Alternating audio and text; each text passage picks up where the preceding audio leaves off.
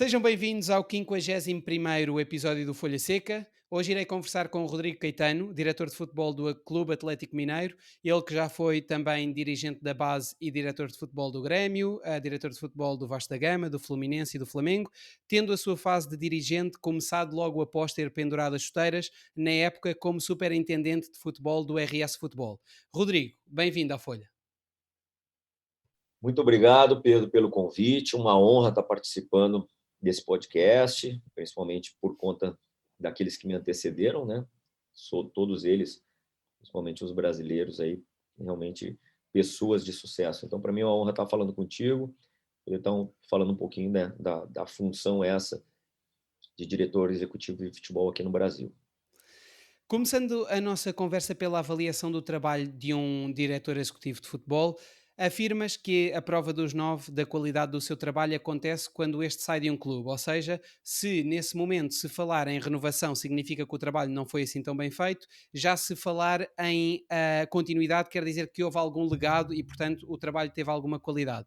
Aquilo que eu te perguntava é, quando chegas a um novo clube, de que forma procuras fazer um levantamento sobre as deficiências dos processos e sobre aquilo que corre bem para poder então dar continuidade a essas questões? Então, muito legal a tua pergunta, Pedro, porque eu defendo a continuidade. Então, assim, tanto quando eu saio de um determinado clube, como que também eu chego, né? Até porque algum profissional me antecedeu. Já tive em alguns clubes nos os quais a gente teve que usar a palavra reconstrução, né? Principalmente nos casos lá atrás, em 2005, no Grêmio. O Grêmio caiu em 2004. Então, quando você tem um descenso, é muito difícil. Você tem que recomeçar a construção dos processos, recuperação das categorias de base, enfim. Tive essa mesma situação referente ao Vasco da Gama também.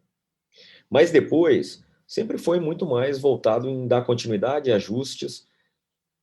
E assim, Pedro, meu primeiro passo, a primeira ação quando eu chego no clube é justamente fazer uma avaliação interna dos processos de pessoas, né? Depois, posteriormente, melhorias no que diz respeito à infraestrutura física também, que eu considero de altíssima relevância, porque nós hoje, a informação e a melhor máquina de ontem já não é a mesma de hoje. Então, o futebol, né, um esporte de alto rendimento, requer que você também esteja nesse processo de melhoria constante. Então, diagnóstico é tudo, apresentar aos meus presidentes, né, o órgãos colegiados de dirigentes estatutários, o diagnóstico e, paralelamente a isso, um plano de trabalho. Aprovado, bom, aí seguimos em frente para a execução. A verdade é que acabas por ter a noção clara de que para se exercer a tua profissão e ser-se bem remunerado por isso, deve-se ter-se a consciência de que se está sob permanente escrutínio e de que uma má gestão e um mau planeamento originarão consequências graves. E mais ainda, a verdade é que os críticos, aqueles que criticam a tua gestão, no fundo acabam por apontar o facto de seres tão rigoroso, não é? Sendo que tu acabas por dizer que não é uma questão de ser excessivamente rigoroso, mas sim de ser de fazer bem o seu trabalho e ser justo para com os profissionais, independentemente da sua área. A questão aqui que eu também te colocava é de que forma é que procura gerir o equilíbrio entre a valorização da meritocracia e o excesso da cobrança, se é que podemos dizer assim, de maneira a que este equilíbrio seja um equilíbrio virtuoso. Bom, Pedro, eu, como característica e como fui ex-atleta, aliás, fui atleta, hoje sou um ex-atleta, eu sempre procuro atuar na gestão de pessoas como eu gostaria que tivessem agido comigo. E um dos princípios básicos que eu carrego é de realmente ser muito leal e transparente com aqueles com os quais eu coordeno e lidero, sejam os atletas ou os funcionários. E entendo que muitas das vezes você não está aqui para dizer somente sim, para concordar com tudo, pelo contrário. Mas isso é algo que tem que ser feito no ambiente interno, né? Para o externo, eu sou completamente avesso a qualquer tipo de situação midiática, procuro ser discreto nas minhas ações e proteger o departamento de futebol. E com isso, eu penso que conquisto, né, a confiança daqueles com os quais eu trabalho, porque mesmo na hora da cobrança, mesmo na hora da exigência de ser um pouco mais duro, eles são sabedores de que isso vai ficar limitado ao nosso ambiente de trabalho. Isso jamais vai ser externado. Porque era assim que eu gostaria que tivessem agido comigo durante os meus 13 anos que tive como atleta profissional, né? E eu procuro seguir isso realmente como um mantra, como um princípio. E até o presente momento, creio que tem dado certo, porque já se vão 19 anos aí nessa função e de forma ininterrupta. E foi um longo período em poucos clubes, né, Pedro? O meu sexto grande clube, se eu contar o RS, que foi um, um clube empresa, né? Ainda no início da minha função, serão 7. Então você vê que tem bastante tempo de trabalho em poucos clubes, e isso é extremamente relevante. Sem dúvida, Rodrigo. Sendo que acabei de me aperceber que cometi aqui um erro gravíssimo, que me esqueci do Internacional. Foi uma grande falha, Foi o meu mas último clube, o último clube, antes de exatamente. estar hoje no Atlético Mineiro, exatamente. Exatamente, exatamente. Porque falavas dessa honestidade que tens, no relacionamento com os jogadores, a forma transparente como gostas de te dirigir, e a verdade é que esse é de facto um princípio do qual não abdicas. Dizes que no dia em que isso faltar, irás bater com a porta porque não corresponde aos teus valores. E isso, na verdade, é muito claro, não é? Também já tendo sido já jogador profissional de futebol, conforme referias, tu sabes, tens a clara noção do quão importante é que haja honestidade nesses valores, porque muitas das vezes aquilo que ocorre é que um dirigente te diz uma coisa na frente e outra por trás. Isso é o pior erro que se pode cometer, não é verdade? Exatamente, Pedro. E assim, acho que quando você perde essa confiança, essa questão da lealdade, é muito difícil você recuperar. É muito difícil você liderar pessoas, né? E por isso que eu falo, esses princípios que eu carrego, às vezes eles podem ser mal interpretados, né? Porque realmente nós trabalhamos num ambiente de uma cobrança absurda, num nível de exposição absurdo também, mas internamente as regras elas precisam ser claras, né? Por onde passei, além do contrato firmado, nós temos um contrato das nossas normas internas, né? E que quando você estabelece isso na chegada, né, e os teus problemas diminuem, tanto para os atletas como para conosco, gestores. Então tem muita coisa que eu tenho como crença, que eu tenho como princípio e que eu carrego comigo, justamente para que os atletas, principalmente, os funcionários também do departamento de futebol, tenham no executivo, no diretor de futebol, a figura de quem eles podem contar, que eles não terão surpresas em relação a qualquer tomada de decisão. Claro, e a verdade é que também este ano já houve uma situação no clube com o Hulk e na qual tiveste de intervir, não é? Ou seja, uma questão de, se é que se pode dizer assim, uma situação de indisciplina ou uma situação assim mais problemática, nessas alturas também é fundamental que um diretor de futebol acabe por tratar todos de forma igual, não é? Pedro, ali eu acho que foi muito mais uma questão de adaptação do Hulk à realidade do futebol brasileiro, né? Onde se potencializa muito mais os problemas do que se valoriza as virtudes, né? Ele absolutamente falou algo com intenção de atingir A, B ou C, o treinador, quem quer que seja, seus colegas.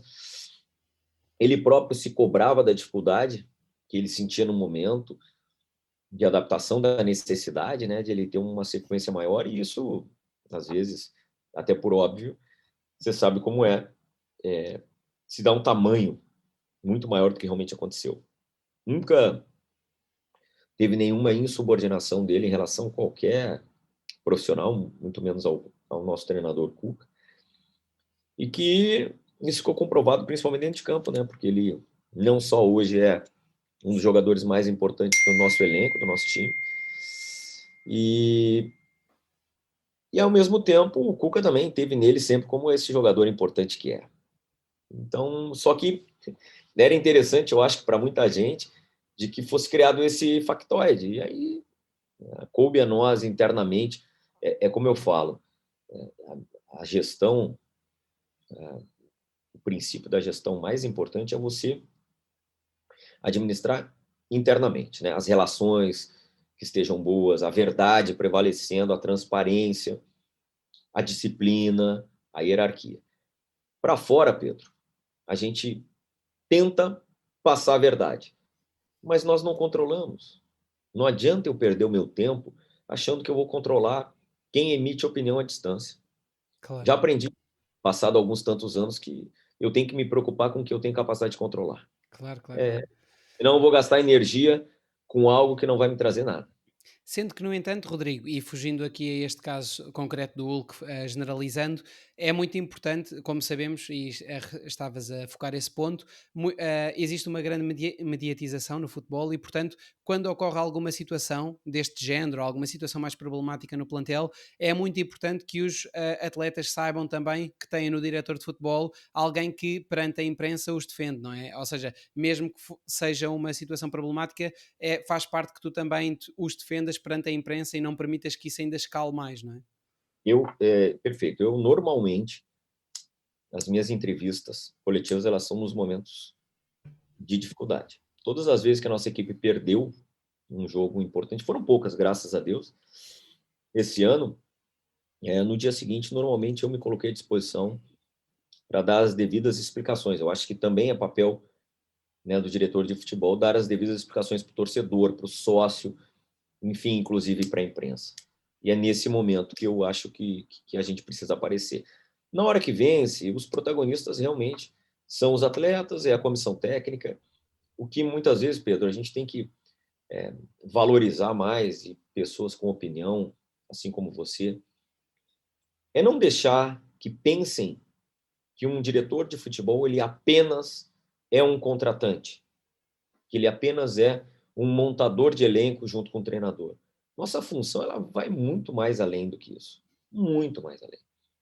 Mas hoje, como você mesmo disse, por conta dessa questão midiática do futebol, se você for entrar em qualquer site de esportes e tudo, ali fala muito pouco sobre conceito de futebol, sobre aproveitamento das equipes, mas se fala o tempo todo de especulação de contratação, de desligamento, de venda, de punição. Infelizmente é isso que dá clique. E Sem nós dúvida. aqui, a gente está à mercê disso. É o tempo todo sendo questionado. Chega alguém, sai alguém. Pô, nós temos uma equipe. O objetivo fim do futebol é o quê? O jogo, é a competição. Não é uma telenovela que caminha e que tem os seus capítulos, né? Claro. Então, tomar muito cuidado com isso para não desviar o foco, o princípio do fim. E vejamos como isso é sensível. Observemos nas Olimpíadas, Copa do Mundo, os atletas, os protagonistas, também, na minha visão, não devem e não podem desviar o seu foco, que é competição, treinamento, recuperação, investimento né, na sua questão física. E muitas das vezes a gente vê alguns tantos migrando por serem, muitas das vezes, atuantes em demasia das redes sociais, das mídias. Não, eles próprios têm responsabilidade na opinião, são pessoas públicas, mas o produto fim é competir. O produto fim é o esporte e não as mídias sociais. Então a gente tem que cuidar muito para que isso também não vire o fio e acabe prejudicando atletas, enfim, a todos nós. Sem dúvida, sem dúvida. Sendo que, por isso mesmo, eu penso que a tua função seja fundamental, porque é assim, também temos que entender que o facto de o futebol poder também ser considerado para algumas pessoas um entretenimento, que isso também faz parte do ciclo da indústria, não é? Ou seja, isso depois também irá aportar receitas que, por sua vez, são investidas no mercado e na valorização dos plantéis. Mas claro que uma pessoa como tu tem como missão proteger o grupo e tentar passar o melhor. Sendo que, apenas para te dizer, Rodrigo, que referias que nunca te consideraste um contratante, mas sim acabas por te considerar um gestor de pessoas e de processos, e algo que referes, que tem todo o sentido, é que preferes contratar com base na qualidade e não na quantidade. E, portanto, acabas, em primeiro lugar, por fazer uma análise cuidada do próprio plantel e da base do clube, antes então de tomar as decisões. Aquilo que te perguntava nesse sentido é, após chegar a um clube, de que forma é que buscas proporcionar a oportunidade e motivar aqueles cuja continuidade está em dúvida? E por outro lado, de que forma é que geres a comunicação dos casos daqueles jogadores em que a decisão recaiu sobre a sua saída? Bom, primeiro que a gente não faz absolutamente nada sem uma avaliação envolvendo a comissão técnica, né? Ela não pode ser só uma decisão comercial que interessa ao clube apenas em detrimento da parte esportiva. Isso tem que caminhar junto. E a ideia sempre, quando se chega, é ter o conhecimento dos porquês, né? Por que determinado jogador não teve minutagem, ele realmente não teve oportunidade ou ele já teve, né? É um levantamento muito minucioso de caso a caso. Depois de você formatar a ideia de elenco, aí a recolocação no mercado também passa pela verdade. Olha, se é um garoto, colocar ele para ter um pouco mais de oportunidade, de mais minutagem. Se não for tão garoto, é tentar recuperar parte do investimento que o clube fez, desonerar em algum momento. Enfim, é um trabalho constante, viu, Pedro? Porque isso não para. Na chegada ao Atlético, nós, entre jogadores que terminaram o contrato, negociados e emprestados, já bateu a casa dos 45 por aí. Entendeu? É muita coisa. E é um trabalho paralelo, por isso que hoje, aqui no Brasil, tem se valorizado e tem se evoluído muito na questão do departamento de análise de mercado, que não é análise de desempenho, é análise de mercado, que é justamente um braço que o diretor de futebol tem para monitoramento dos atletas dentro e fora do clube, de boas oportunidades, ter um banco de dados realmente suficientemente confiável, mas também mexer e realocar ativos que em algum momento possam nos dar retorno também.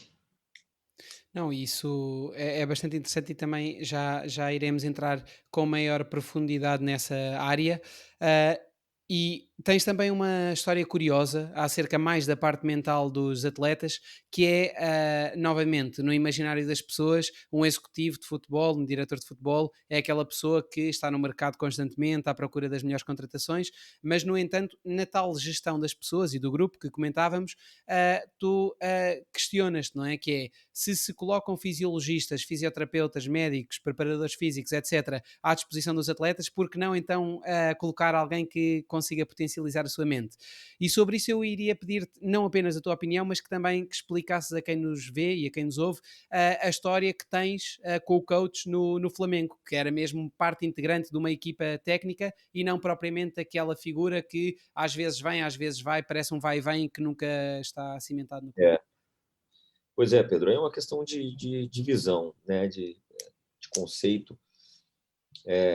Eu penso que muitos atletas, porque eu fui um deles, talvez poderia ter chegado muito além de onde eu cheguei, mas a parte mental, daquela questão de você querer ser um perfeccionista, isso muitas vezes bloqueia o atleta.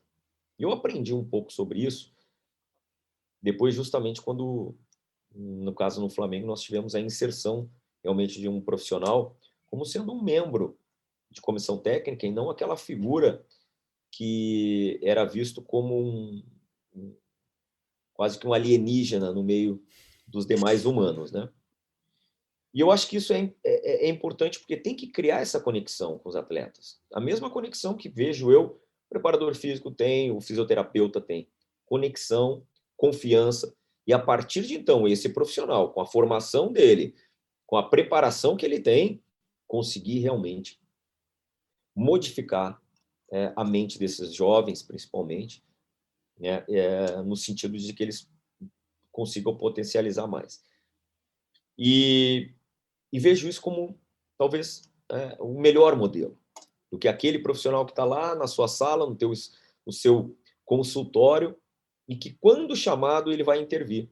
Na minha visão, é um trabalho constante e modifica, viu, Pedro? E modifica. Modifica. Exemplos até na parte do recovery, da recuperação do atleta, recuperar a parte mental, porque ele também fica desgastado. Hoje temos a ideia de que a folga no dia seguinte de um jogo é para recuperar a parte mental. Às vezes, quando se tem a recuperação física, como o protocolo, eu já em clubes que eu já estive, ele também tinha que passar. Ele vai passar na fisioterapia, vai passar na preparação, vai passar lá no nosso coaching, o barra psicólogo, para tratar também da mente pós-jogo. Eu acredito muito, mas infelizmente ainda não só aqui no Brasil, como fora, temos alguma resistência em relação a isso, por conta de que talvez aí até muitos técnicos ou muitos profissionais da área, né, queiram ou desejem ainda assumir essa responsabilidade, ou acharem que são capazes, né, de trabalhar a mente dos atletas por serem treinadores de futebol. Talvez o dia que nós evoluirmos no sentido de que eles vão se dar conta que é uma grande ferramenta para auxiliá-los, com certeza que a gente vai ter chance de modificar aí o potencial de muitos jovens, de muitos atletas que em algum momento ainda não conseguiram potencializar. Não, sem dúvida. E aquilo que me parece a mim, seguindo também um bocadinho a lógica daquilo que já te ouvi comentar, é que, tal como na base é necessário, ou pelo menos convém, que os profissionais sejam bem pagos para não estarem constantemente em busca da ascensão ao futebol profissional para poder ter uma carreira mais folgada, também aqui o clube deve recorrer a especialistas, não é? Na área mental. Mas aquilo que eu acho, Rodrigo, não sei se estás de acordo comigo, é que para que isso funcione, eu penso que esse profissional deve ser um profissional da confiança da própria diretoria, da própria administração e não tanto da equipa técnica, porque caso seja apenas da equipa técnica, quando uma sai, entra o outro Interrompo, e não é possível criar-se aqui um processo constante, não é? Uma base. concordo plenamente. E penso que isso tudo deva ser, esse método de trabalho, ele deva ser estendido às categorias de base, porque você começa a moldar esse atleta no perfil do clube, no perfil desejado pelo clube de baixo, e como em qualquer função, se o treinador, se ele for bem trabalhado esse menino embaixo, o técnico da primeira equipe vai sofrer menos na hora de, em relação aos defeitos lapidados. Se nós começamos esse trabalho embaixo, e temos um profissional, na última instância, alinhado com esse trabalho, esse profissional ele tem a capacidade de fazer o despertar desse jovem já no elenco profissional. Então, Sem dúvida. Sem posso te dúvida. afirmar que é alguma coisa que nós vamos perseguir aqui no Atlético, para que muito em breve tenhamos isso. Acredito demais na formação de atletas, na, na plenitude realmente da sua condição. E às vezes a gente meio que faz vistas grossas, né? Deixa meio de lado essa questão da parte mental e analisa a parte técnica. Não adianta você ter um manancial de dados, sendo que nós não estamos tratando de uma máquina, estamos tratando de um ser humano, né? E não adianta de nada eu ter os números de velocidade, disso, aquilo, que se, o que vai gerir a máquina do atleta, que é o corpo, é a cabeça. Sem dúvida, E sem nós dúvida. temos que perseguir isso. Ainda estamos, principalmente no futebol brasileiro, bastante atrasados em relação a isso, por, na minha visão, muitas vezes preconceito, ou até mesmo de não saber qual o melhor modelo, né, Pedro? Às vezes é assim também. Não, e quanto a mim, também o poder da mente tem um poder diferente em relação aos atributos técnicos, ou seja, o facto de um atleta jovem chegar ao plantel profissional e que o clube tenha uma base de dados sobre os seus aspectos mentais, sobre as conversas, ou seja, que se mantenha uma monitorização a esse nível, eu penso que também irá aumentar a identificação do atleta com o clube e com aquela equipa, porque é muito diferente que o treinador que chegou há um ano no clube, se calhar consegue virar-se para o atleta e dizer porque eu sei que tu tiveste problemas aos teus 13 anos, mas vamos tratar de. Ou seja, há um acompanhamento, não é? Com base numa base histórica que tem muita importância. E veja bem, muitas vezes se toma uma decisão sem querer transformar o atleta. Não, já ouvi, não, o atleta tem um grande potencial técnico, mas o extracampo dele é ruim. Tá, mas e o clube fez alguma coisa para transformar? Exato, Né? exatamente, Pensa que exatamente. vai cair do céu? Nós temos um papel, nós clubes temos um papel social nisso, muito grande, que independentemente do retorno financeiro e técnico, nós temos a obrigação, carregamos conosco a obrigação de sermos aí agentes de transformação na sociedade. E essa é uma delas, não tem a menor dúvida disso. É, penso também que a gente está tão a ciência está tão próxima e dentro do nosso trabalho, que a gente fala na parte mental como o atleta ter bons comportamentos, cuidados e tal. Mas não, Pedro, a própria tomada de decisão no jogo, você me entendeu? Isso Sim, nós sim. já estamos aqui em estudo até com uma empresa, fazendo já um projeto piloto disso. Porque quando a gente fala em potencializar o atleta, não é só os problemas sociais que ele tem, é o que a mente dele pode potencializar o corpo, a tomada de decisão. É a hora do drible ou é a hora do passe? Em quantas vezes eu tenho que tomar essa decisão no jogo? Em que momento eu estou inseguro para finalizar uma jogada ou eu retardar ela? Entendeu? Então, tem tanta coisa que dá para você evoluir que ela não é simplesmente capacitada pelo técnico e nem pelo preparador. Então, eu acredito muito nos vários braços que temos hoje, as inúmeras possibilidades que temos de aportar informação para o atleta. Sem dúvida. E mesmo na parte social, comentavas há pouco que estavas seguro de que a tua carreira teria tido outro rumo caso tivesse esse tipo de apoio, quando mais se pensarmos em atletas que não têm estrutura familiar, não é? Ou seja, o futebol é tão mediático e movimenta por vezes, em alguns casos, ainda que seja uma minoria, não nos possamos esquecer, com muito dinheiro. Portanto, se até para uma pessoa que tenha esse tipo de estrutura, se até essas quantidades, esse tipo de mediatização, etc., pode mexer com a cabeça das pessoas, quando mais para um atleta que há um ano atrás, se calhar, não tinha nada e de repente se vê desejado por toda a gente, não é? Não, não tenha dúvida. Essa mudança de realidade, né? É. E outra, Pedro, que eu falo também algumas vezes em que eu tenho oportunidade nas palestras e nos encontros que eu participo. Ninguém se atenta, ou poucos se atentam, para a realidade que o futebol hoje disponibiliza para um jovem. Se você excluir não vou dizer só o futebol, mas a grande maioria das vezes sim, por conta da remuneração que é diferente dos outros esportes, né?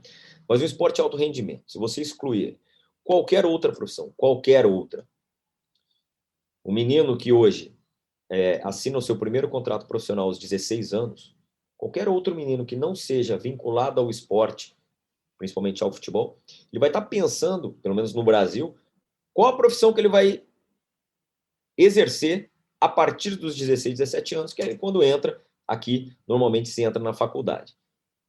Enquanto que, na grande maioria dos casos, no Brasil, principalmente no Brasil, muito por conta da grande maioria vir de uma situação completamente desfavorável, né, socialmente falando, aos 16 anos, fazendo o primeiro contrato, ele se torna arrimo de família. Ele, aqui no Brasil, na grande maioria das vezes, é o responsável por subsidiar sua família. Se você sair do ambiente de futebol, aos 16 para 17 anos, esse garoto, esse jovem, que não vai precisar abdicar da sua juventude, ele está pensando o que ele vai ser, qual profissional ele vai ser aos 22. Sem dúvida. Então nós temos que ter um cuidado gigantesco com a mente desses meninos, com a formação desses meninos, porque é tudo invertido. Os pais jogam ali as suas expectativas, suas esperanças, e acabam também sendo, muitas das vezes, funcionários dos filhos. Quer dizer, é um negócio absurdo. Não é só a visibilidade que muda a vida deles, muda realmente o papel deles. Eles são os que se responsabilizam pelo subsídio da sua família. Sem dúvida E alguma. aí, como é que não vai mexer com a cabeça desses jovens, né? Sim, sim, sim. É impossível, ou praticamente impossível. E nós estamos agora também a falar da base. Na tua visão, não é possível ter-se tudo, ou seja, se respeitar uma filosofia de quantificação do plantel em detrimento da sua qualificação, em algum momento irá faltar espaço para que a base se mostre, e por outro lado, se apenas jogarem jovens, em algum momento faltará a experiência à equipa. Por isso, é necessário que se encontre um bom equilíbrio, por exemplo, através da fixação de um percentual de jovens a treinar periodicamente com o plantel profissional em busca da titularidade. porque a verdade é que se antes os clubes estavam muito mais dependentes do talento, hoje em dia existe um conhecimento, muitas das vezes, por parte daquilo que pode ser uma boa metodologia e, portanto, acabam por se conseguir fabricar bons jogadores e isto tem tudo que ver com o facto de, concretamente, tu não veres um problema quando se olha para a base como tábua de salvação, não é? Desde que haja funcionários da base que sejam profissionais capazes. Por onde eu passei, Pedro, sempre questionado e tentando encontrar o melhor modelo de aproveitamento dos jovens no futebol profissional. Primeiro é estabelecer uma filosofia do clube, independentemente do treinador que chega ou que sai, esse técnico tem que saber que na sua montagem de elenco, na montagem de elenco do clube, tem uma reserva de mercado para normalmente um terço do elenco ser necessariamente formado por jogadores formados na base num período de até 1 ano e meio a 2, no máximo. Porque não adianta, tem jogadores que ficam 8 anos no clube e esse não pode ser computado nessa conta. Mas, então, no momento que você tem essa reserva de mercado e o treinador da equipe principal te questiona aqui, como é que você vai preencher essas vagas todas se não tem qualidade? Então, eu tenho que exigir esse selo de qualidade das categorias de base que vão fomentar. Então, com isso, na minha visão, eu gero um ciclo virtuoso de fomentar bons valores, jovens, para abastecer o futebol profissional, porque aqui precisa, aqui é a filosofia do clube. Passo seguinte, Pedro, é uma outra métrica, que é ter, dentre esses jovens, uma minutagem mínima por ano. Porque isso também, nós temos que encontrar medidores, itens de controle, que possam dizer que se esses meninos que estão abastecendo são realmente da qualidade que o futebol profissional precisa, o elenco profissional precisa e necessita, e atende. Então, são formas que a gente tem de medir a nossa formação, e uma delas é essa: percentual, minutagem, e me dá pelo menos alguma uma medição se esses meninos realmente têm nível para estarem ali. Esse indicador em relação ao percentual, pelo que eu percebi, acaba por ser definido inicialmente, mas tens definido também algum tipo de evolução concreta a nível desse percentual após esse tal período inicial? Então, muito vai pela minutagem, que significa para mim se eles estão realmente sendo aproveitados ou não. Isso vai medir quando ele sai, porque que um gestor mais gostaria é que jovens desses 33%, um terço do elenco, já fizessem parte da segunda ou da primeira equipe. Porque com isso, esse limite é mínimo, Pedro, ele não é máximo. Eu posso ter 50, seria o estado da arte, né? Que se não me Mas engano, se não me engano, o Internacional atingiu esse valor ou não? o Internacional, ao longo do período, atingiu, Ao e longo- principalmente na equipe titular. Teve muitos momentos que isso chegou a 60%. Lembro bem que no Grêmio, lá em 2008, também, que foi o final do ciclo da nossa passagem, também vários jogos do Campeonato Brasileiro, foi aí 65% do time principal formados dentro do clube. É um processo, Pedro, demanda tempo, mas eu tenho que ter indicadores que me digam se eu estou no caminho. Aí passa por captação da base, rejuvenescimento das equipes da base. Dificilmente, pelo menos aqui, né, no Brasil, dificilmente um jogador vai cumprir o ciclo dos 20 anos para depois ele ter a oportunidade no profissional. Não, e no meio desse processo e dessa metodologia que também confessas que estão a desenvolver no clube, algo que neste momento o Galo faz é, uma vez por mês, integrar todas as categorias da base, ou seja, os sub-15 treinam contra os sub-17, os sub-17 contra os sub-20, e no final de tudo há uma avaliação por parte de todos os coordenadores e todos os técnicos sobre aqueles valores que se identificam como sendo os maiores talentos da academia. Como é que isso tem corrido? Que pontos fortes é que tens encontrado e alguns, eventualmente, pontos fracos? Qual a tua opinião sobre esse modelo? É, eu acho ele realmente uma metodologia que funciona, porque é como se você fizesse um grande seminário porque claro que terão os atletas treinando, mas o mais importante é a integração e a discussão. Eu falo para o meu coordenador da base que, dentre algumas metas que ele tem, eu ter no mínimo, 5 jogadores de uma categoria inferior jogando na equipe de cima. Eu tenho que encontrar esses 5 diferentes. O restante dos atletas precisam sustentar esses jogadores considerados diferentes, porque é o que todo grande clube busca, né? É claro que muitas vezes até um jogador que ele acabou não sendo considerado entre esses diferentes, ele acaba jogando na tua equipe principal, por óbvio, porque tem questão da posição, questão da necessidade, uma série de coisas, mas você tem que mirar isso como diferencial. E esses treinamentos permitem isso. E você avalia um contra o outro, qual que está num estágio que você já pode eliminar umas etapas. Durante muitos e muitos anos, sempre se defendeu uma tese de que temos que ter cuidado para que o atleta não pule algumas etapas. Não é bem assim. O jogador diferente tem que pular etapa, sim. O jogador de 17 anos que for diferente, ele tem que estar batendo na porta do profissional. É assim que funciona. Você vê aí, e eu não falo só na parte esportiva, não, eu vejo financeira também. Se você for ver as grandes transferências do Brasil para o exterior nos últimos anos, se deu por jogadores com 18 anos incompletos. O caso do Vinícius, no momento em que estavas no Flamengo? Vinícius, Rodrigo, que também Renier, esses Uhum. aqui que foram os últimos cases. Por quê? O mercado busca a possibilidade, busca a expectativa. Ele não busca, não estou falando que não busca, mas busca com melhor preço a expectativa e não a realidade. Né? Porque a realidade já se sabe qual é o limite. Agora, a expectativa, né? Não se sabe o limite, o céu é o limite. Então, por isso que se paga mais por essa expectativa. E os grandes clubes mundiais querem chegar primeiro nesses talentos. Então, eles competem entre eles. Consequentemente, sobe o preço. Eu acredito mesmo que nós temos que rejuvenescer. Eu acho que esses meninos talentosos, eles também se preparam melhor mentalmente, aí que eu volto a te dizer, temos que começar isso lá embaixo, prepará-los para que justamente eles estejam totalmente aptos para assumir uma responsabilidade hoje de 18, 19 anos, serem titulares de uma grande equipe do futebol brasileiro. Senão nós não vamos fugir disso.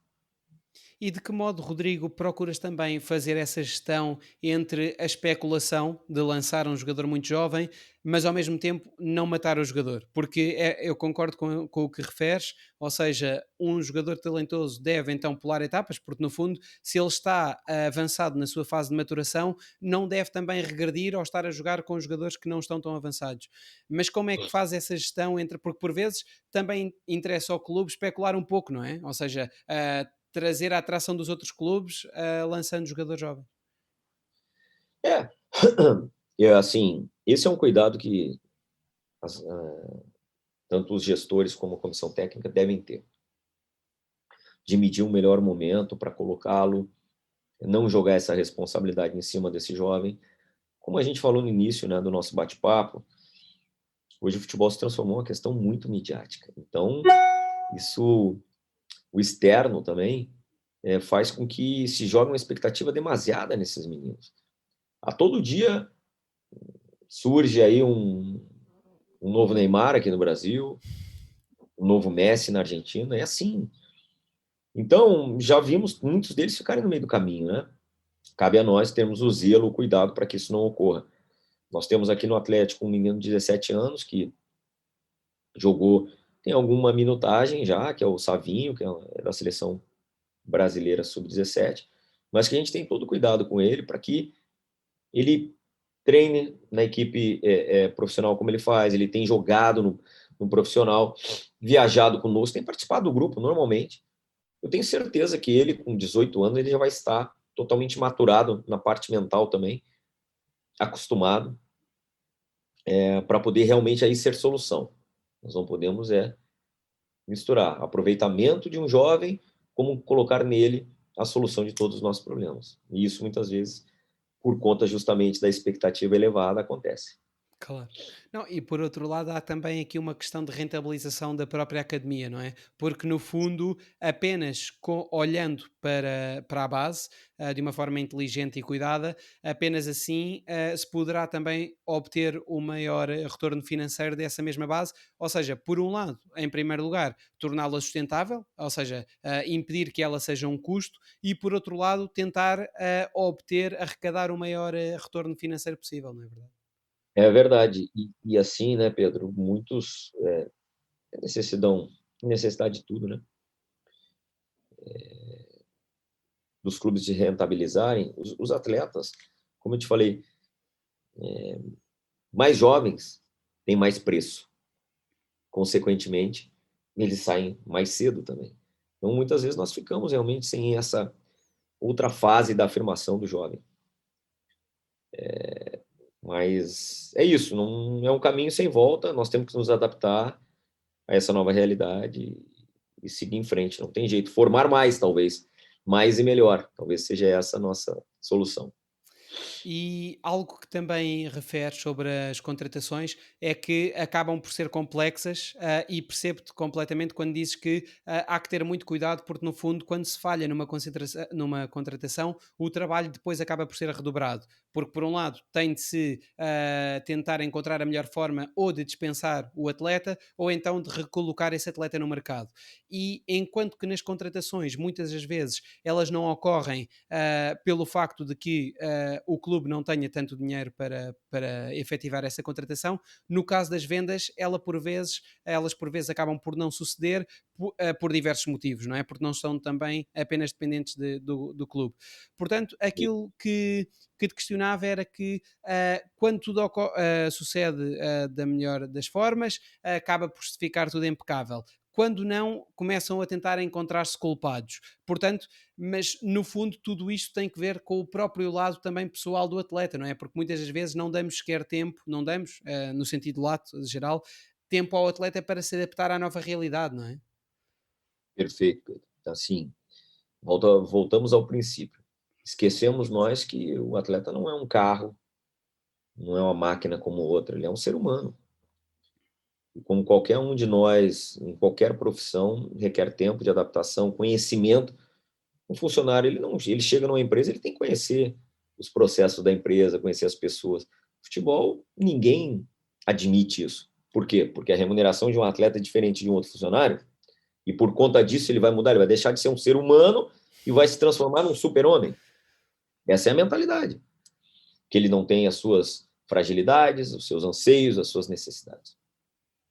Então, com isso, voltemos à questão mental, que o público, em geral, pensa que um atleta de futebol ele é um ser alienígena, diferente.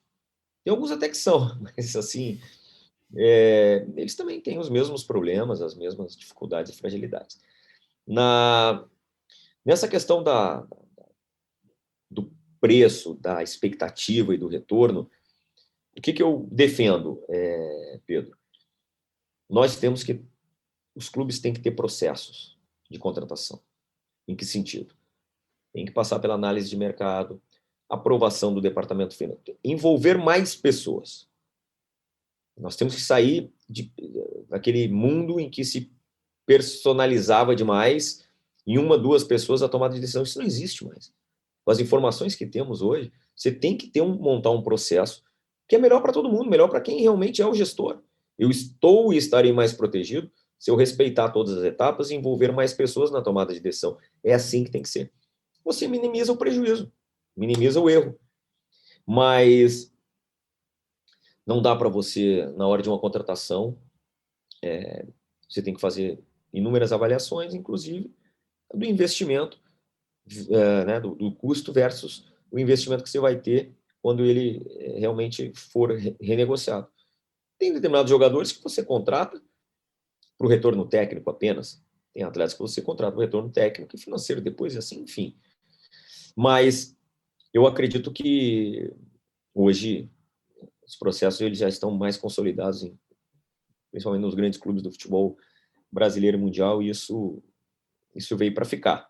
Até para que todos nesse processo estejam protegidos.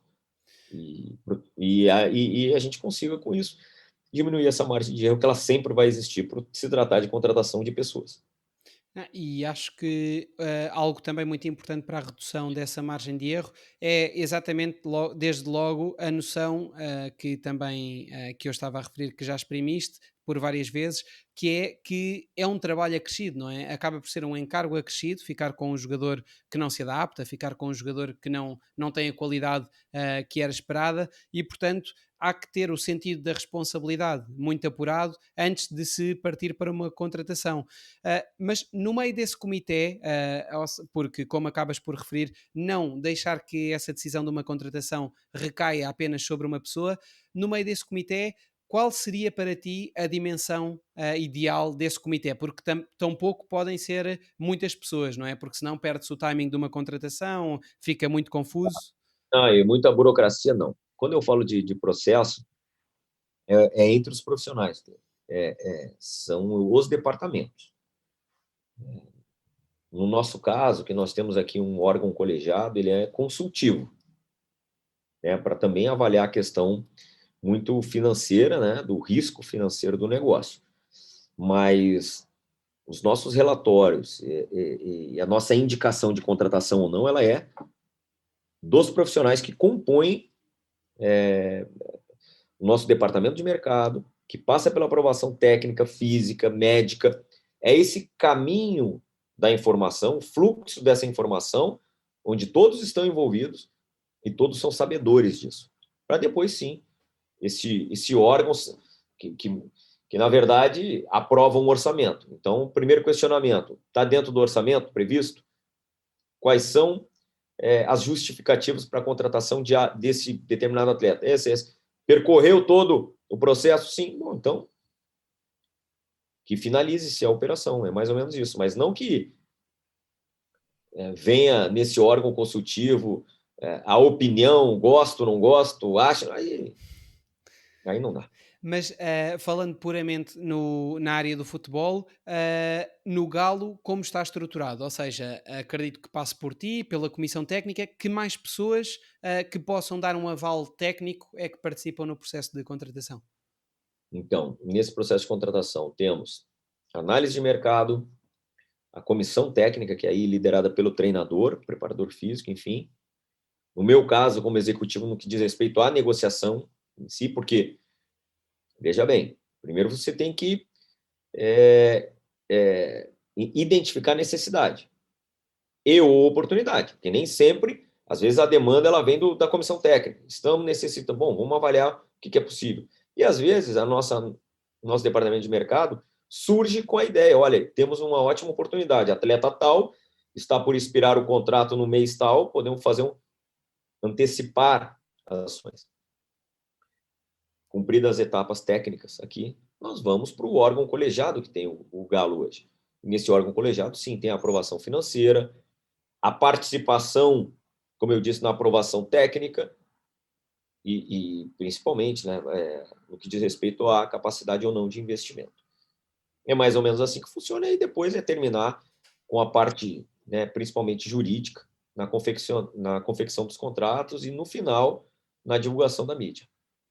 Sendo que, em alguns casos, como foi o exemplo do Hulk, o próprio departamento de marketing é envolvido pelo Galo, não é? Voltando Quando aqui. eu falo mídia e comunicação, Exato. envolve o marketing também. Exato, exato, exato. Tens alguma ideia, vais tendo algum tipo de monitorização também em relação aos ganhos provenientes dos acordos comerciais dos atletas ou isso fica pura e simplesmente no departamento de marketing Marketing e comercial? ainda a marketing comercial ainda é um caixa único, parte do princípio de que a remuneração do atleta, tanto no seu contrato de trabalho como no contrato de imagem, né, é algo que o clube que procura rentabilizar, né, depois. Ok. É mais ou menos assim. E a verdade é que por vezes ouvimos críticas ao facto dos clubes brasileiros recorrerem na janela de transferências da pré-temporada a jogadores do futebol europeu. Critica-se por vezes o facto de se contratar a meio da temporada, mas a verdade é que nessa altura as principais competições europeias ainda não iniciaram. Ou seja, estou a referir-me, por exemplo, ao mercado hoje em dia. hoje em dia, na Europa ainda não iniciaram as competições e, no entanto, no Brasil estamos a meio da competição. No entanto, algo que também referes, e que é de facto verdade, é que esse é o momento onde por vezes surgem as melhores oportunidades de negócio. Porquê? Porque os clubes europeus estão mais disponíveis a libertar os atletas e o próprio valor dos jogadores é mais barato. De que forma é que procura gerir este mercado? Porque no fundo existe uma parte que não é a parte ideal, não é? Porque no fundo a equipa já está formada. Como é que procura gerir? Não tens problemas em deixar alguma posição mais aberta no início da temporada? Procuras fechar e não recorrer a este mercado? Como olhas para este mercado? Pedro, toda ação ela tem uma reação, né? A busca por jogadores, muitas das vezes, é reposição. Porque do mesmo, o que vem primeiro? Eu ter que buscar alternativas porque eu perdi os jogadores, que é o que invariavelmente acontece. Se você for ver, todos os clubes aqui no Brasil precisam vender os seus atletas. E em que momento as equipes da Europa estão montando os seus elencos? No meio do ano. Então, nós temos muito mais prejuízo do que benefício nessa relação. Está caminhando para a Confederação Brasileira estabelecer também janelas de transferência aqui. Não estou dizendo que seja a mesma janela europeia. Do que eu me refiro? No Brasil, o que estabelece o registro de um atleta, a transferência de um atleta aqui dentro do Brasil, é o regulamento da competição. Ou seja, todos os meses eu posso contratar um jogador. Eu não tenho limite para isso. Até, vamos lá, uma semifinal, ou até faltando 10 rodadas. Então, essa rotatividade de elenco é péssima e é terrível para nós, gestores. Porque do mesmo jeito que você pode perder, você tem que estar o tempo todo contratando. E eu sou defensor de planejamento. Mesmo eu não tendo o meu elenco totalmente equilibrado, eu tenho que saber o que eu tenho e em que momento eu posso atuar em posição específica. Do jeito que está hoje, a insegurança é enorme. Eu posso perder jogadores para a Europa, vamos lá, perder. Sem falar a necessidade que temos, né, de vender, né? Que nós aqui, eu particularmente sou cobrado pelos nossos investidores para realizar vendas. Aí você vai lá, precisa vender um determinado jogador. Eu vou achar onde nessa época? Então, essa fragilidade que ainda as janelas aqui no Brasil, elas deixam para a gente. É muito difícil. Eu já vi equipes aí de estarem na ponta de um determinado campeonato, vir a janela de transferência no meio do ano e essa equipe não conseguir se remontar e acabar distante do título. Então, você tem que estar sempre equilibrando o financeiro, o esportivo, e não é fácil. Não é fácil. Eu não, talvez, né, o calendário em algum momento ser realmente espelhado com a Europa, mas eu acho que o mais importante é definir janelas. Olha, janela de contratação, independentemente de regulamento, ela é até aqui. E acabou. E os clubes que tenham o dever de se planejar melhor. No fundo, um diretor de futebol acaba por ser quase que um trapezista, não é? Ou seja, acabas por estar sempre em busca do equilíbrio, da harmonia. Deve ser uma figura que ajuda a esta tal harmonia no clube. O presidente Romildo Bolzan Júnior fala bastante nessas questões, mesmo nas palestras que vai dando, e que também falámos aqui sobre isso, sobre a questão da importância da harmonia num clube de futebol. E no fundo, deves procurá-la não apenas no mercado, não é? Ou seja, quais é que são as minhas necessidades e o que é que eu, como é que, de que maneira é que eu posso aportar valor recorrendo ao mercado, mas isto depois não pode ser desligado de toda a harmonia que existe no plantel e da hierarquia que existe no plantel, dos jogadores que podem vir da base, daqueles que já não são necessários. Tudo isto tem de funcionar, não é? E, diferentemente do que no mundo europeu, onde sabemos que o foco do diretor esportivo, da contratação, né, da montagem de elenco, ele tem início, meio e fim, quando encerra a janela. Depois, ele se dedica para as demais funções que o cargo exige. Aqui não. Aqui é tudo ao mesmo tempo. Eu tenho um jogo fundamental de Copa Libertadores e me perguntam o tempo todo sobre contratação. Quem chega, quem sai, mas em momento nenhum você tem paz por causa disso. Por quê? Porque as nossas regras são muito flexibilizadas para esse processo de contratação. Entendeu? Então, assim, é muito difícil manter. Aí realmente não se dá tempo, Porque quando você vê o tempo todo tendo rotatividade, não se dá tempo para um jogador. Há um ano aqui no Brasil é muito tempo. Então aí você fala, pô, o jogador está um ano, não se adaptou ainda. Pô, gente, mas só um pouquinho. Você vai ver na Europa jogadores que ficam 2, 3 anos para depois. Aqui não se tem tolerância para nada. Então, se nós pudéssemos cravar aqui períodos mais definidos do que significa montagem de elenco, janela de transferência e depois a temporada andar, seria muito melhor para nós. Não tenho a menor dúvida disso. Nesse sentido também de dar tempo aos atletas, vês como positivo o uso da equipa, da competição dos estaduais, como uma equipa sub-23, ou seja, de apostar muito mais nos jovens nessa competição? Poderia, assim, nós no Galo não temos o sub-23, mas temos o sub-20. Mas nós poderíamos, talvez, dar uma minutagem maior para determinados jogadores no campeonato estadual. O que ocorre é o seguinte: dependendo do clube que você está, aqui, o campeonato estadual só serve para quem perde, não para quem ganha. Você é lembrado quando perde. Você carrega consigo uma crítica o ano inteiro quando você não ganha. Aí ganhou, comemoração ela dura 3 horas, no dia seguinte, pô, você não fez mais nada que a obrigação. Então é muito difícil você implementar, colocar uma equipe de formação, uma equipe que não seja a sua primeira equipe, para meramente cumprir uma obrigação. Então, assim, eu vejo os estaduais importantes justamente por serem os primeiros, primeiro que emprega muita gente, muitos jogadores, funcionários, em outras equipes de menor investimento. Mas principalmente pelo fato de dar a oportunidade para os grandes clubes fazerem algumas experiências importantes naquele período, né? Mas aqui no Brasil, se você não vencer o estadual, você já sai no prejuízo para o restante do ano. Não tem jeito. Não, Desculpa.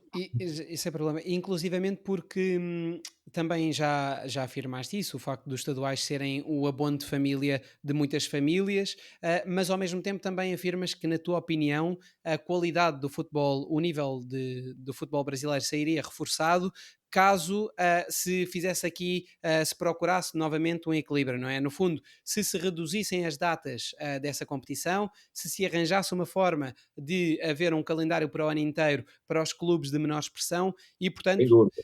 pensas que também isso estaria aí o elemento essencial para o desenvolvimento do futebol brasileiro? Melhoraria muito, fomentaria muitas outras equipes de menor investimento a terem as suas atividades mantidas no ano. E vamos lá, o Brasil hoje tem 4 divisões. E não, essas 4 divisões somadas, talvez deem aí 30% dos clubes, 30 a 40% dos clubes no Brasil registrados. Então você veja bem, quantos clubes estão ou ficam sem atividade depois, que só jogam os estaduais. Exato. Quantos possíveis atletas poderiam estar trabalhando e quantos possíveis bons valores poderiam estar sendo formados por esses clubes de menor expressão e de menor investimento.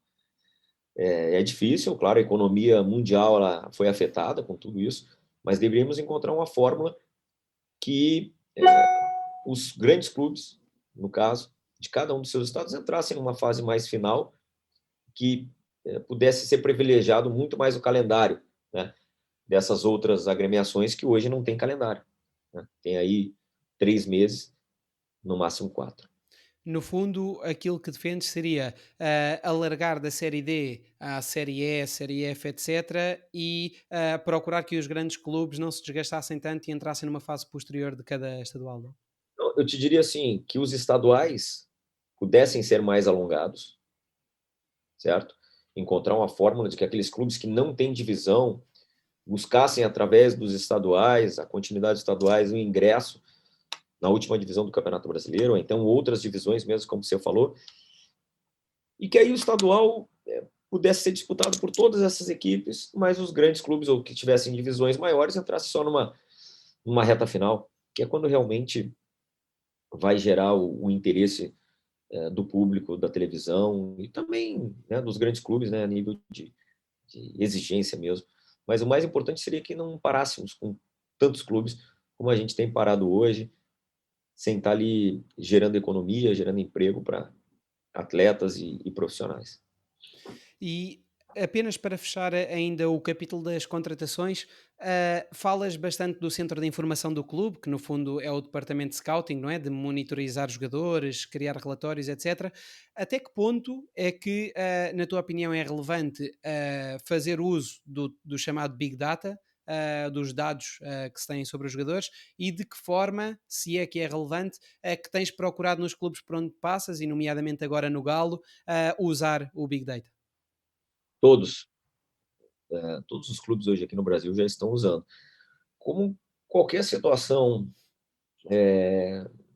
qualquer área, os números eles são relevantes, mas mais relevante ainda é a interpretação deles, né? Essa é a questão. Se você for aí fazer uma análise fria dos dados, né? Nós aqui, os nossos analytics, eles trabalham em conjunto com o nosso centro de informação do Galo, que se chama SIGA, para que, inclusive, no processo de contratação, na hora do relatório, tem o nosso, os nossos analytics com a interpretação. Isso é exigido deles. Então, costumo dizer que nesse processo de contratação, indicação, até mesmo realocação de algum atleta, todo mundo tem que botar sua digital ali, né? Porque amanhã ou depois, possivelmente eu não estarei aqui, e acho que é importante o processo ser respeitado e as pessoas que estavam nesse processo terem também se posicionado em relação a isso. Por tudo isso, eu te digo que é fundamental você inserir o maior número de informações possível, mas interpretando de forma mais correta possível, né? Não simplesmente um número frio, porque não vai levar a lugar nenhum.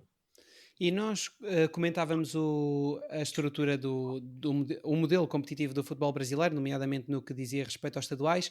Ahm, Fazia-te uma pergunta mais ligada ao futebol brasileiro, mas ligado também ao mercado, que era: ah, achas possível que no futuro um clube brasileiro venha a conseguir manter um jogador de grande talento durante toda a sua carreira, ou pelo menos durante quase toda a carreira, ou achas que o cenário a que assistimos atualmente é um caminho já sem retorno? Muito pouco provável, viu, Pedro? Muito pouco provável. Talvez, com essa modificação, essa possibilidade, essa abertura dos clubes associativos brasileiros poderem se transformar em clube empresa e entrada de capital externo, melhore um pouco a nossa liga, a competitividade. E com isso, talvez, alguns clubes consigam se reestruturar melhor financeiramente, para que talvez tenhamos isso. Hoje ainda é um caminho muito distante, é uma realidade muito distante. Mas nós estamos atrasados em relação ao mundo globalizado, né? Aquilo que já existe há muito tempo. Agora, no Brasil, que está se permitindo, né? Que é justamente mudar a configuração dos clubes. Vamos ver, ainda é cedo para gravar uma opinião, talvez esteja aí um caminho. Imagine você, um clube aqui com dono, e aí surge um grande expoente, um ídolo aqui. Talvez o clube entenda, olha, eu tenho como me autorremunerar e me capitalizar mantendo ele aqui e não vendendo. Certo, Tomara certo. Deus chegue esse dia em que essa conta ela vai acontecer, tomara.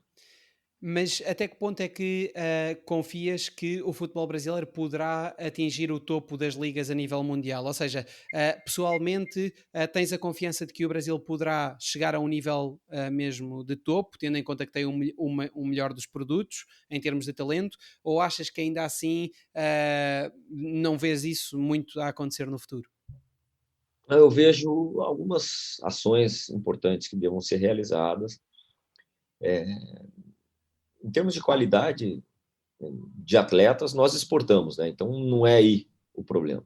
Nós temos que melhorar os nossos estádios, não no que diz respeito até à infraestrutura física, mas sim de gramados. Penso que os clubes também se reestruturarem no que diz respeito à questão financeira, né? Realmente já melhorou bastante, mas que todos tenham a responsabilidade de só fazer a operação que possa realmente ser cumprida e com isso explorar cada vez mais. Tomar, em algum momento, tenhamos uma liga aqui que consiga gerir os direitos, né? do nosso futebol, que é o nosso maior produto aqui no Brasil. Mas para isso nós temos que entregar um produto melhor ainda. Passa muito pelos estádios, passa muito pela estrutura financeira e física dos clubes. Por isso que eu falo que se essa questão da modalidade que já foi sancionada dos clubes se transformarem em empresas, eu acho que isso é uma esperança que temos. De muito mais você capacidade de rentabilizar, de captar novos recursos e principalmente de fiscalização, né? Que sempre foi um problema aqui no Brasil, porque você depende de gestões e gestões vão passando, Pedro, de 2, 3 anos, depois troca tudo, quer dizer, e a conta fica. Então, assim, importante que tenhamos um rigor maior nessa fiscalização. Esperança eu tenho, nem poderia ser diferente. Mas é difícil cravar em quanto tempo. A gente está amadurecendo ainda um modelo de clube-empresa aqui no Brasil. Era precisamente sobre isso, Rodrigo, que eu te ia falar, que era o facto de a lei que regulamenta a transformação dos clubes em empresas poder não ter o impacto desejado após ter sido sancionada no passado dia 6 pelo presidente Jair Bolsonaro. E eu gostava de ouvir, se é que tens algo para complementar, exatamente a forma de como olhas para o tema, sabendo que o projeto que está em causa não agradou ao Ministério da Economia e, portanto, acabaram por receber alterações significativas no seu texto base. De que forma é que vês isto como algum revés? Como é que olhas para este tema? Não vejo mais como revés, não. Eu acho que são adaptações. Você sabe que normalmente quem confecciona as leis e solicita são aqueles que normalmente não têm todo o conhecimento do tema, né? Se eu acho que só muda o endereço, né? Seja no Brasil, seja no mundo. Então, eu penso que, como eu te falei, ainda é uma questão que está se amadurecendo no Brasil, mas é um caminho sem volta. Não tem como. Tem clubes que somente através de SAs e da possibilidade de captar novos recursos é que eles vão poder ficar de pé. E para que eles possam ficar de pé, também tem que dar uma capacidade de renegociação de suas dívidas.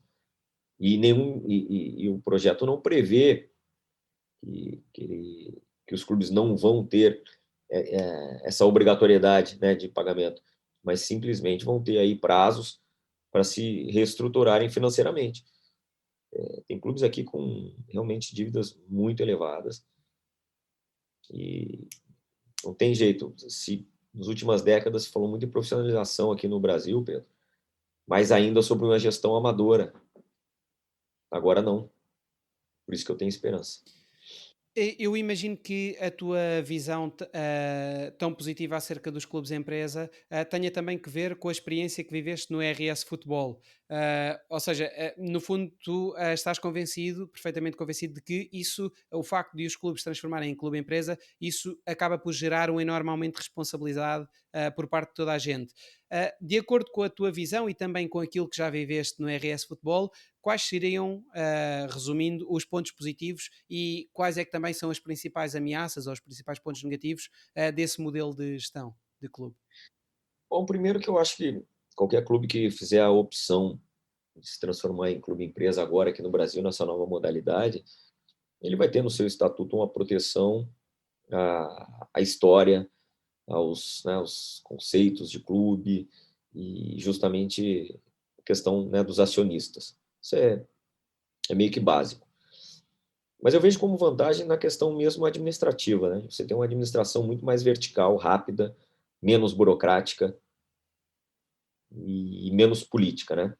Isso é fundamental para um negócio, para o business que é o futebol, que hoje sempre foi gerido pela parte política.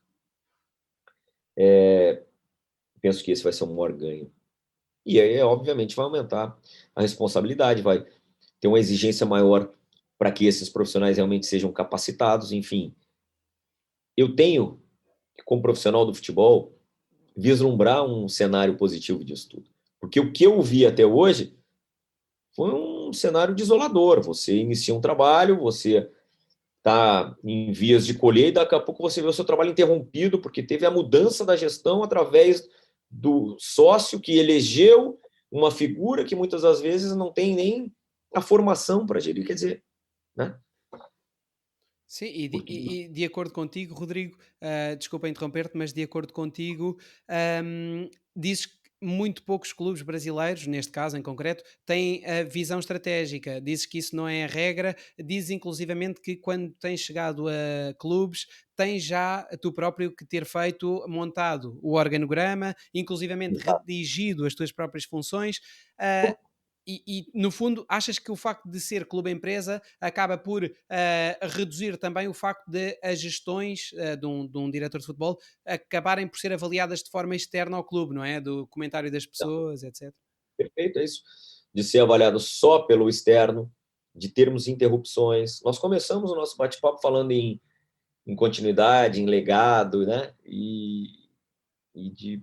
Eu não sou. Aliás, acho que até a minha trajetória fala por si, que eu sempre fui. Como eu sempre cumpri os meus contratos, e alguns deles eu até renovei, eu sempre fui defensor da continuidade. Então, talvez, com a mudança essa de paradigma, a gente veja realmente um clube que diga: olha, eu hoje assumo a minha posição, eu estou em dificuldade, eu tenho X anos para percorrer e eu vou chegar ao final desse período, se todo o planejamento for executado, em condições de competir. Hoje, você acha que um dirigente estatutário vai dizer que ele vai vir a conquistar títulos daqui a 4, 5 anos? Ele tem que dizer que amanhã vai ser campeão. Senão ele não chega amanhã. Então, assim, é para quem governamos? Essa é a pergunta. Governamos para quem? E muitas das vezes, como governamos para fora e não para dentro, os clubes pagam a conta. Aliás, pagam não, a conta fica para os clubes. E as pessoas saem. Por isso a minha esperança. Não, e é verdade que também já tens renovado com clubes, e isso leva-me aqui à questão da estadia nos próprios clubes, porque um exemplo contrário tem que ver com o teu regresso ao Vasco em 2014. Acabaste na altura por aceitar esse desafio que te havia sido lançado pelo presidente, que tinha apenas um ano de perspectiva, e isso é algo com o qual não concordas, e eu percebo perfeitamente, ou seja, o facto de ser um trabalho de tão curta duração. Qual é que seria para ti, por um lado, a estadia mínima para que o trabalho de um diretor de futebol se faça sentir e, por outro lado, qual seria a estadia ideal? Sim. É, ali foi um caso muito atípico, muito por conta da relação que eu tinha com as pessoas do Vasco e também com o Vasco, né?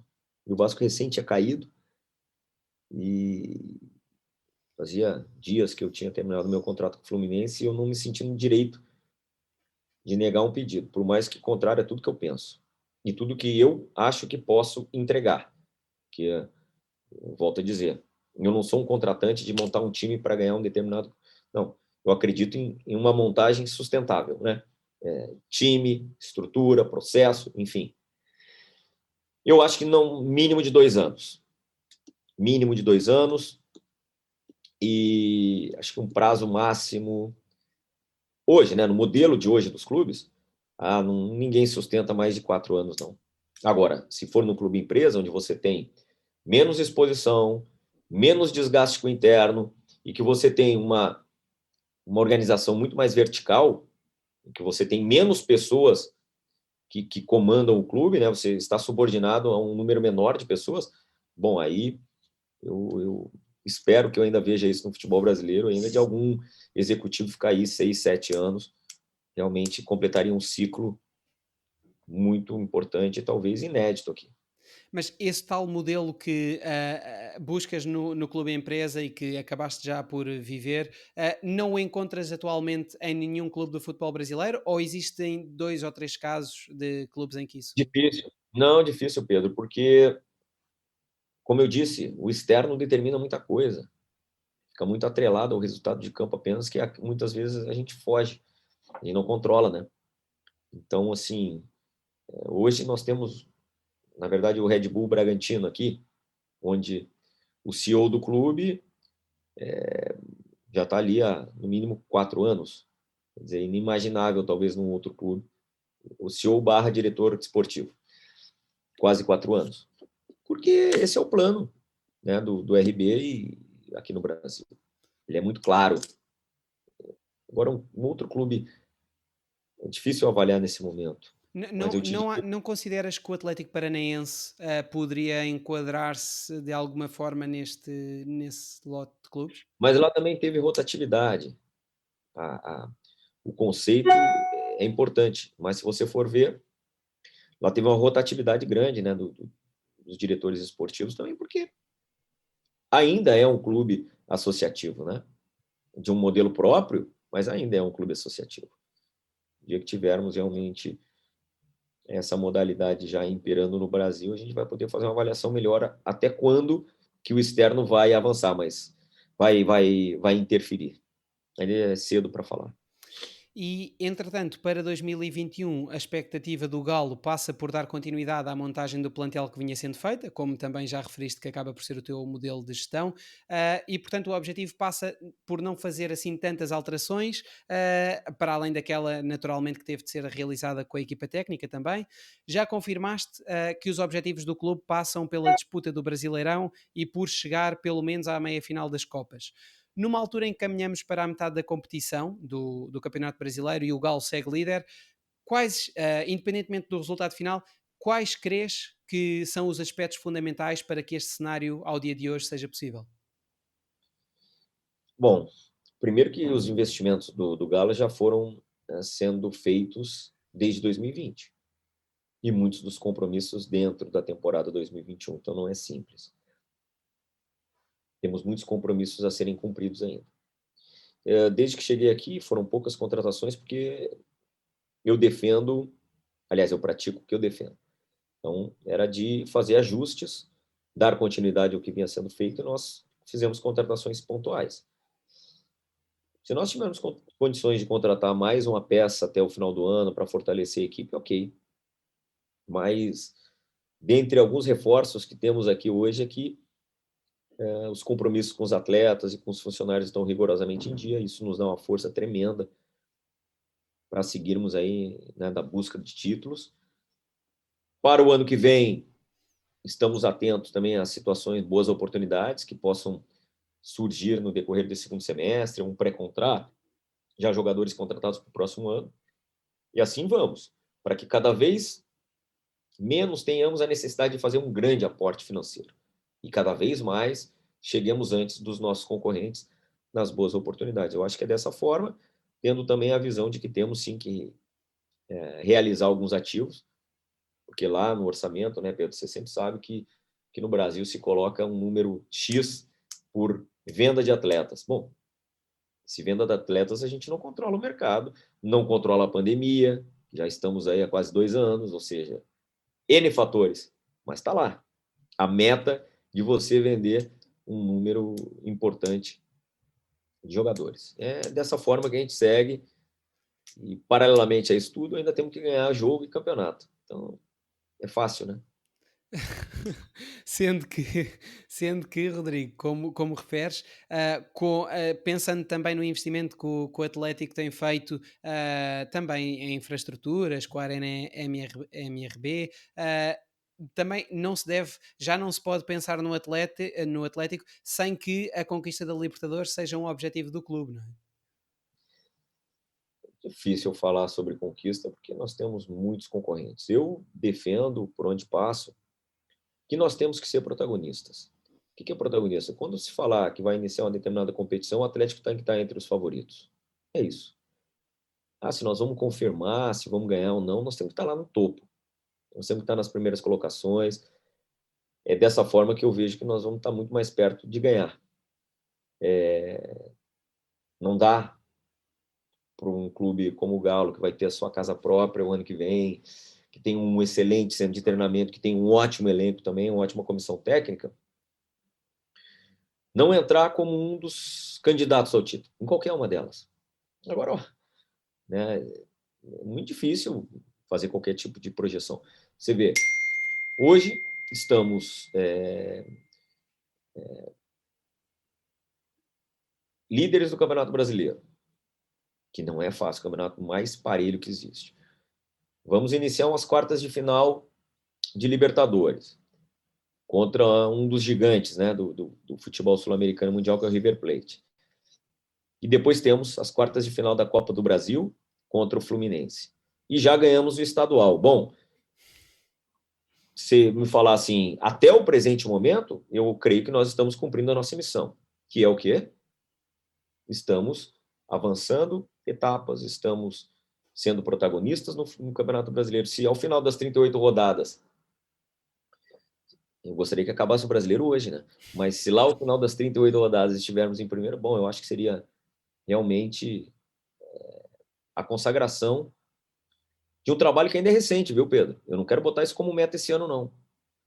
É um trabalho recente essa de recuperação do Galo, de reestruturação, de investimento. Ele é muito cedo, muito recente, mas é possível. Nós Se- vamos buscar para. Sendo que o teu contrato neste momento é até 2022, não é? Se não estou em erro. Exatamente, até o final do ano que vem. Ok, ok. Acabas por ser da opinião de que o cansaço, apesar de ser também físico, é principalmente psicológico, ou acabas por ser da opinião de que é realmente necessário que um plantel seja grande para dar resposta positiva à competição em tantas provas? Então, eu acho não, eu creio que você precisa ter um elenco de bom número. O Brasil é um país diferente dos demais que você conhece, é um Brasil continental, é um país continental, então você tem, só para você ter uma ideia, nós jogamos uma Copa do Brasil na Bahia, que fica no norte, nordeste, jogamos no sul, contra o Juventude pelo Brasileiro, e vamos jogar contra o River Plate na Argentina. Isso em exatamente uma semana. Exato. Voltamos a Belo Horizonte para jogar o Brasileiro contra o Palmeiras. Por que eu estou te falando isso? Nós temos que prever o imponderável, que é lesão, que é suspensão e tudo. E para isso nós vamos ter que ter um negócio bem realmente com essa margem de segurança. Gostaria que não precisasse, mas precisa muito. E manter todos eles competindo entre eles. Isso o nosso treinador, a nossa comissão técnica sabe fazer como ninguém, rodar um pouco o elenco, dar descanso para alguns, dar minutagem para outros. Mas é necessário, viu? Aqui no Brasil, se você não tiver elenco, você vai ficar pelo caminho em algumas das competições. Nós estamos vivos em todas, então não tem jeito. Inclusivamente, não É um apenas. problema bom.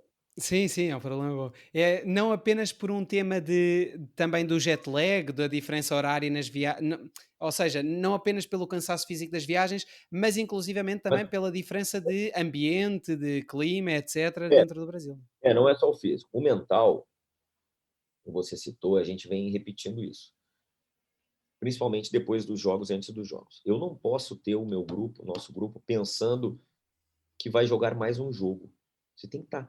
O nível de concentração e o nível até de energia tem que ser elevadíssimo.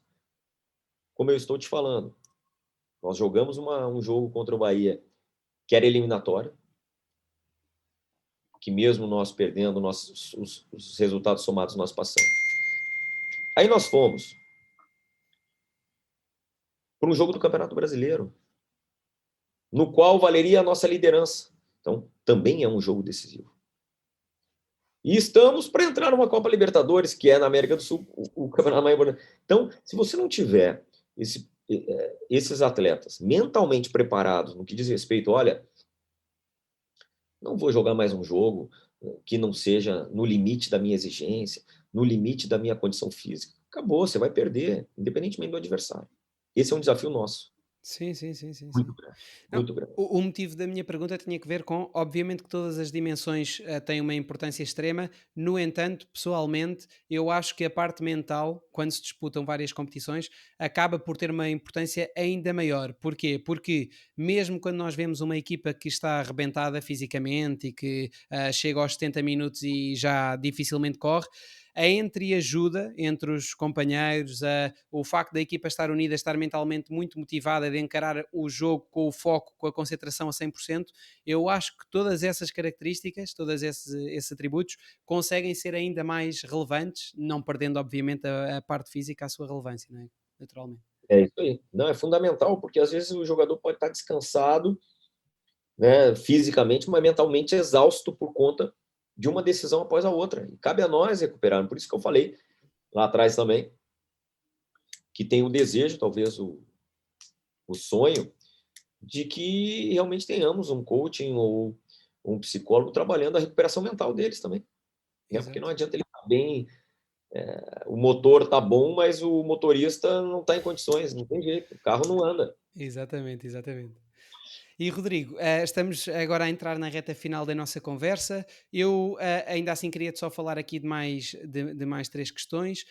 Uma delas tem que ver com o fator sorte, ou seja, como sabemos, a sorte é algo que também se procura, ou seja, quanto mais se luta por algo, por vezes mais oportunidades também surgem para que a própria sorte aconteça. Ainda assim, o futebol não deixa de ser um desporto com um fator aleatório muito grande, ou seja, o nosso adversário pode ter quatro bolas nos ferros e zero golos, e nós podemos fazer um remate à baliza no último segundo e a bola bate no ferro e entra. Portanto, estamos aqui a lidar com um fator aleatório muito grande.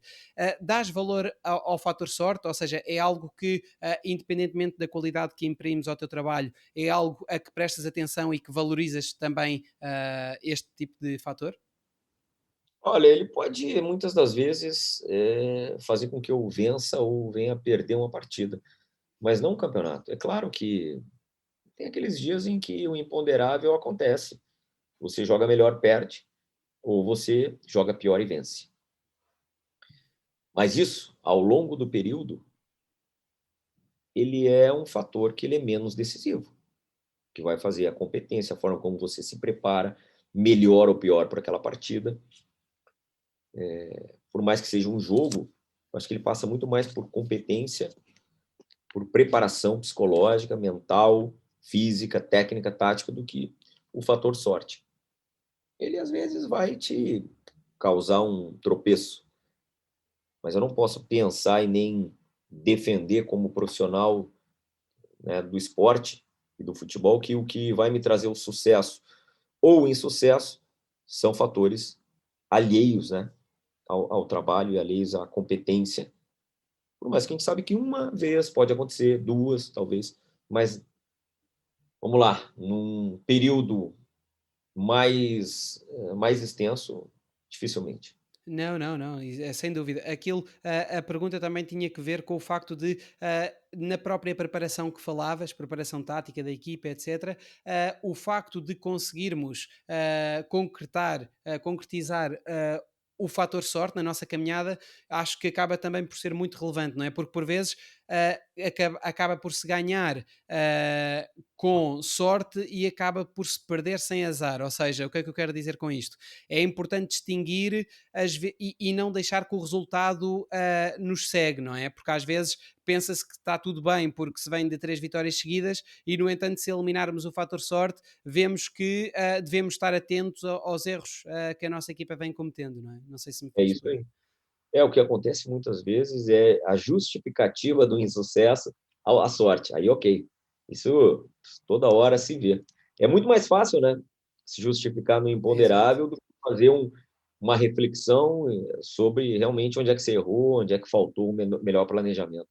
Isso Exato, exato, exato. é assim. Isso por um lado, Rodrigo, e por outro lado também é importante que internamente, principalmente também um diretor de futebol, a comissão técnica, que saibam também mostrar aos jogadores quando ganham, mas quando o resultado se calhar mais justo até seria não terem ganho, ou para eles também perceberem os erros que se vão cometendo, não é? É verdade, perfeitamente, é isso. Porque às vezes esconde, né, esconde Exato, muito, exatamente, exatamente. acaba não se utilizando para até melhorar. Exato. E finalmente, quais seriam, na tua opinião, os aspectos-chave que estão na base do sucesso desportivo de um clube? Ou seja, aqueles onde um diretor de futebol tem influência mais direta.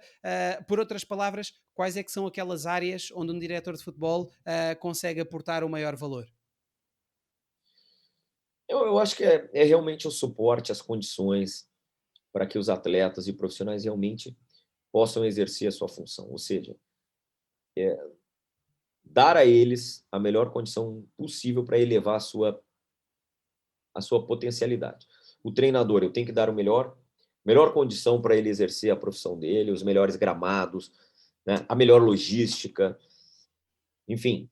não tem nenhum problema extracampo relacionado à parte financeira. Os atletas, a mesma coisa. Você não pode jamais ser devedor dos jogadores. Você não pode ser devedor de que algo não esteja saindo como planejado, seja na parte financeira, numa viagem, nos horários, entendeu? Você tem que ter eles, para poder ter esse nível de exigência e principalmente de excelência, você tem que dar todas as condições para eles. E aí que entra o nosso trabalho. Ele é mais ou menos que nem um árbitro, né? Ele é lembrado quando dá errado, quando ele erra. Então, no nosso caso também, se tudo estiver correndo bem, ok, eu não preciso ser lembrado. Mas quando perder, o diretor tem que ir lá dar explicação. Quando um determinado jogador, uma contratação, ela não dá certo, o diretor tem que ir lá e explicar. Mas quando ela dá certo, o mérito é de alguém, menos o diretor. Então não tem jeito. A gente tem que Exato. saber. A minha função é essa, é para carregar o ônus, não tem problema. Estou há Exa bastante tempo nisso e Exatamente, sei como exatamente. funciona. E para que isso não aconteça, para que um diretor de futebol seja valorizado, muitas das vezes isso também implica a permanência no clube, não é? E é como dizes, se não existe essa permanência, então a cobrança será sempre feita e não haverá a parte da valorização quando as coisas correm bem, não é? Difícil, difícil. Importante na continuidade, seja ela por um presidente ou por um órgão colegiado ou um conselho de administração, enfim, o que o estatuto vier a definir, que esse profissional ele seja também, de certo ponto, blindado por esses comandantes e não exposto. Não é exposto numa entrevista, não. É no momento de passar para fora também a segurança de que isso não vai haver modificação, que o trabalho segue e que as coisas vão acontecer naturalmente. Aí Exatamente. eu acho que é uma forma de fortalecer a figura desse executivo para com o mercado e internamente também. Exatamente. E relativamente aos atributos de um diretor de futebol, quais seriam os atributos mais relevantes para quem exerce essa atividade? Eu penso que, assim, em termos de características, você tem que ter uma boa capacidade de comunicação, de liderança, conhecimentos de administração. Eu tenho a minha formação em administração de empresas, né, com um MBA em gestão empresarial, porque você vai estar se comunicando com as diversas áreas de um clube, marketing, financeiro, patrimônio. Então você tem que ter uma noção básica de tudo isso, porque todos eles trabalham para que o cliente futebol, o cliente atleta, esteja bem atendido. Jurídica, da mesma forma. Então, acho que você tem que ter um conhecimento amplo de todas essas áreas, porque agora a capacidade de gerir pessoas, capacidade de convencimento, né? Porque como o grande mérito de um líder é ele se fazer acreditar, né, pelos seus comandados, né? Eles precisam ter essa segurança. Então, eu acho que quando você atinge esse grau de maturidade aí, boa chance de ter sucesso. Incluirias também a capacidade de negocial, a capacidade de negociação nestes atributos? Bem, mas ela não, ela, como eu me preocupo muito mais com o interno, né? A negociação, elas têm início, meio e fim. Uma determinada negociação, você inicia, ou ela caminha, ou ela não caminha, você finaliza. Mas os outros atributos, isso é constante. Todos os dias você tem que saber se comunicar, todos os dias você tem que saber liderar, todos os dias você tem que convencer pessoas, todos os dias você tem que inserir os demais departamentos nos processos. Isso é contínuo. Então, assim, a negociação ela faz parte das nossos atributos, mas ela é uma delas. Ok, Né? Não, ok, ok, ok. não vejo, não vejo a negociação como sendo um atributo individual. Né? Você tem aí um processo de contratação. O importante é a negociação, ela faz parte desse processo. Daqui a pouco o gestor ele pode não ser brilhante nisso, mas ele tem apoio em outras pessoas. Mas onde ele precisa ser mesmo é nessa questão das atribuições, das funções do dia a dia. Ok. Aí, se ele não tiver capacidade, ninguém Não, poderá ter por ele, não não, é? exatamente. Ele não consegue transferir. Ok. Inclusivamente porque acabas por ter de delegar a parte operacional, a parte técnica, uma série de departamentos, não é? E assim, Pedro, é de fácil identificação. Como é que você vai liderar alguém se não te identificam como um verdadeiro líder, como um grande gestor? Pode mudar de ramo. Exato. Exato, exato, Função. exato. E para concluir a nossa excelente conversa, qual é que seria aquele livro, filme, documentário, série que poderias recomendar a quem nos vê ou quem nos ouve sobre futebol, gestão desportiva? Ah, eu vi tudo e li tudo que você pode imaginar, né. Eu, de todos essas séries dos clubes, eu todas elas eu assisti e procurei captar, né, desde Tottenham, desde City, desde os livros dos mais diversos, desde Ferguson, tudo. Mourinho, Pepe, para ter um entendimento também da visão do treinador, né, que é um personagem com o qual entre os quais eu mais falo, mais converso, mais me relaciono, mas, modifica às vezes o tamanho do clube, né, mas os problemas e as busca de soluções, elas são as mesmas, as mesmas. Isso nos dá uma tranquilidade. Mas para quem exerce essa função, eu sugeriria justamente isso. Seja sedento nas informações, seja sedento nos exemplos. Se hoje nós temos a oportunidade de ter aí séries e filmes sobre determinados clubes, com as suas peculiaridades, com as suas características, você tem a oportunidade de mergulhar, de se aprofundar de como que a coisa acontece, né?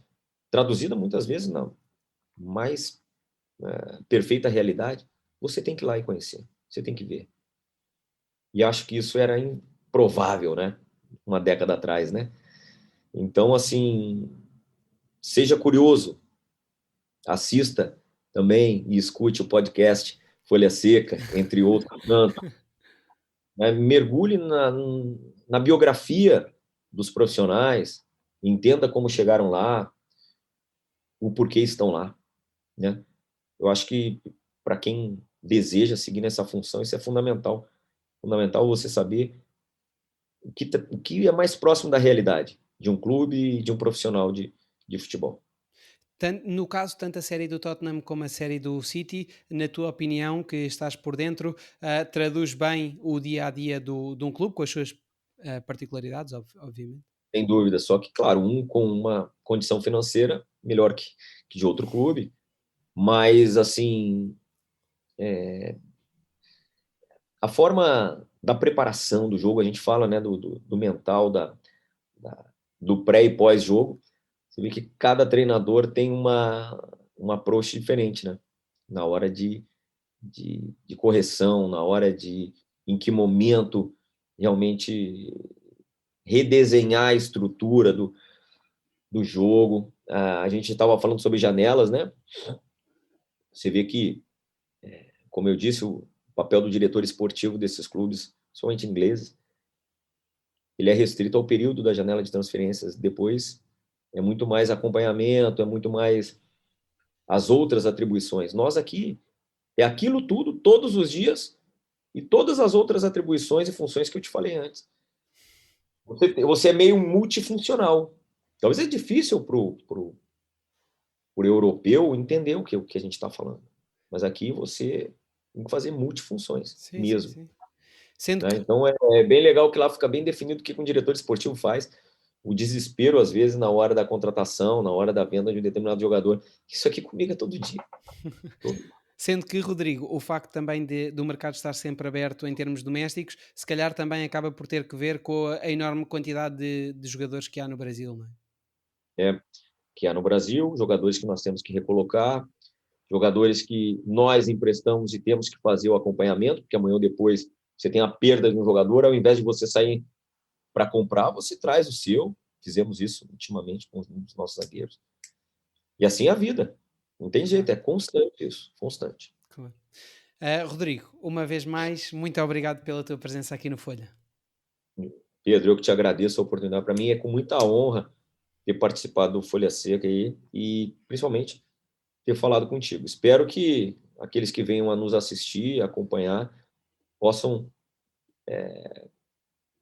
pensar diferente, né? Possam sair diferente desse nosso bate-papo em relação a tudo que envolve a função de um diretor de futebol aqui no Brasil. Um grande abraço e foi um grande prazer. Obrigado e um grande abraço também para ti e a todos aqueles que nos veem ou que nos escutam, já sabem que podem seguir o Folha nas várias plataformas, Instagram, Spotify, Facebook, para irem acompanhando as várias conversas sempre acerca de gestão desportiva. Um abraço a todos.